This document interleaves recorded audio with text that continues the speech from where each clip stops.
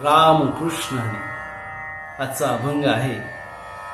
वीत नेघे ऐसे रांधा, जेणे बाधा उपजेना. तरीच ते गोड राहे, निरे पाहे स्वयं.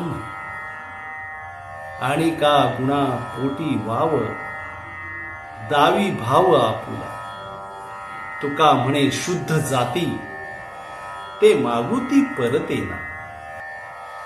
या अभंगामध्ये तुकाराम महाराज म्हणतात की ज्याचा कंटाळा येणार नाही किंवा जे पोटाला बाधणार नाही असे अन्न शिजवावे, तरच ते गोड वाटेल व पचेल.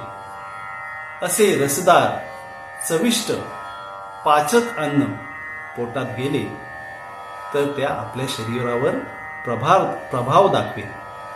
तुकाराम महाराज म्हणतात,